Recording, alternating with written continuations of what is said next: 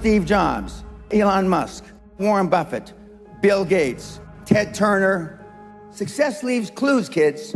I just named 5 of the greatest names in business in the last 150 years. And they all have one thing in common. They're ball busters. They're hard as nails. Where does that leave you? I still work 50, 60 hours a week. And I haven't had to work in 35 years. You're not willing to do anything.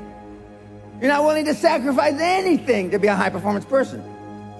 I don't want to be like that. No, most people don't. I want to be liked. Yeah, well, see, you want to fit in.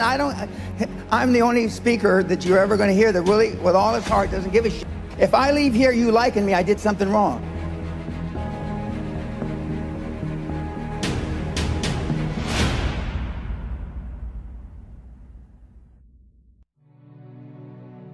If we would like to improve the quality of our lives, personally and professionally, what would be your advice? What can we do? What is most important? Well, the most important thing is self-esteem. The people that we read about, the people that we admire, the Elon Musks, the Steve Jobs, the Warren Buffetts, etc., all have one thing in common. They have extremely high self-esteem. Of course, you've heard me say this before, self-esteem is built the first 7 or 8 years of life. And unfortunately, we're with our parents the first 7 or 8 years of life. Ergo, we don't have too much high self-esteem. But to build high self-esteem, and the way you build high self-esteem, if you're 25, 35, or 45, is to be around, surround yourself with other people that have high self-esteem. Show me your friends and I'll show you your future. And so you can reverse your childhood by who you associate with. How do you do that? Well, you find people that are where you want to be, but they're already there. You're 22 years old, you're 32, you're 41 years old, and there's a guy or a gal who's 45 years old who is where you want to be. They've accomplished a lot of things. If you're into, they're saving the world, they're using their money for good causes, go associate with those people, be around those people. And they're easy to find. But they're not going to knock on your door. They're not going to come to your apartment or your flat and ask you, oh, can I help you? And the best tool I've ever seen, it's like it was designed for this, is LinkedIn. It's the best social media tool for what we're discussing. And you can find these people. Now just remember, everybody that's on LinkedIn, all the, 20 million or whatever people that are on LinkedIn are all there for one reason. They're there because they want to do business, they want to meet people.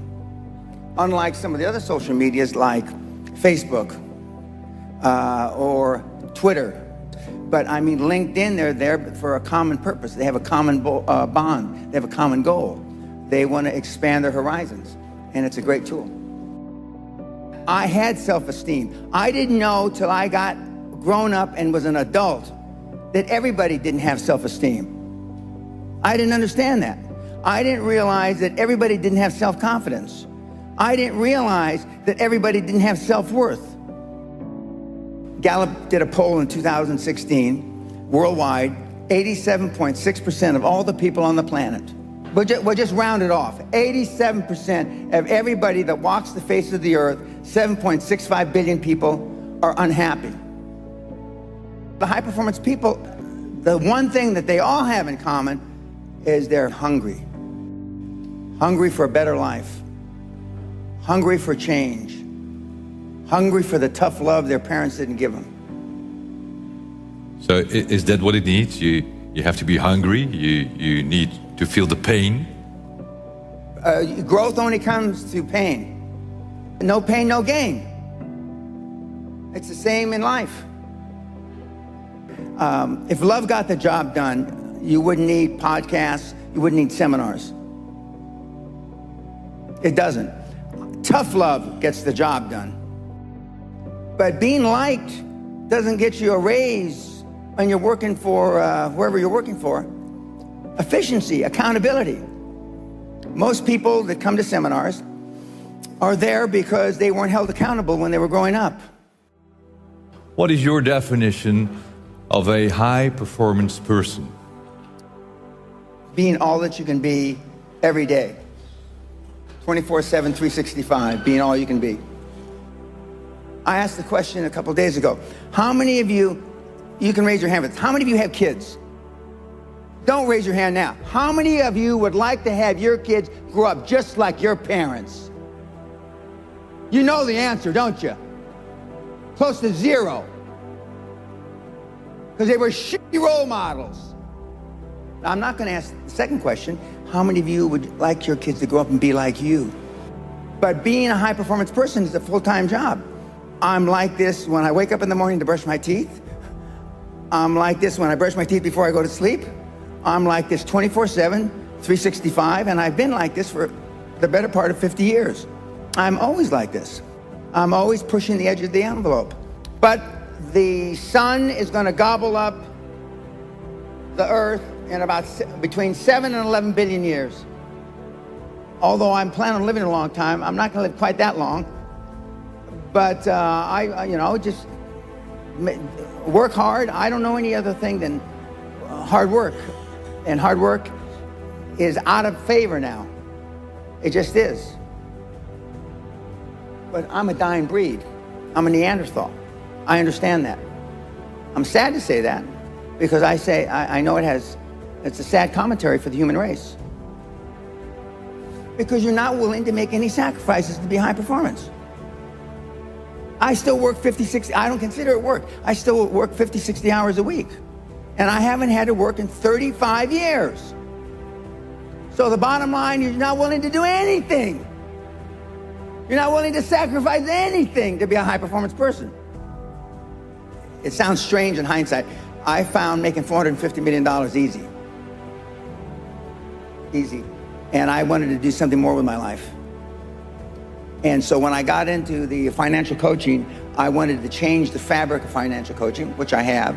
And I wanted to be known as and now that's what they call me, the greatest of all time. But this was just me flapping my mouth 25 years ago. Now I am the greatest of all time, vis-a-vis creating wealth through people like yourselves. And I wanted to leave that legacy. And I wanted people like, I'm from the barrio, I'm a real rough background, been in jail 5 times, did a lot of ugly things. But I'm glad it happened to me because I know what the other side, like some of you have never been kicked in the teeth. I know what it is to be kicked in the teeth and my teeth be on the pavement. I know what that feels like. I know the humiliation. Forget the pain, you get over the pain. I wanted the poor kids to understand that they had a methodology, there was a methodology used by one of them that was once poor and got in a lot of trouble. You can do it if you want to do it bad enough. The operative part of that little description is if you want it bad enough. Muhammad Ali, arguably one of the greatest fighters ever, he was talking shit since he was 14, 15 years old, I'm the greatest. Before he ever had a professional fight. My father said, if you've got something in your mind, it should come out of your lips. The squeaky wheel gets the grease. And you've been taught all your life not to ask. You've been trained, keep your head down, don't embarrass yourself, don't embarrass the family, don't say things that may not happen. And I do just the opposite. I tell you to set goals beyond your lifetime. I tell you to set goals as soon as humanly possible.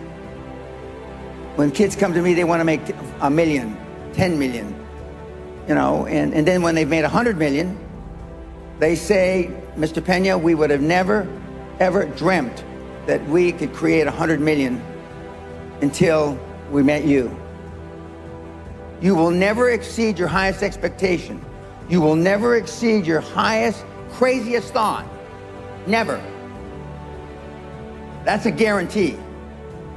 But I mean, kids, you can have whatever you want.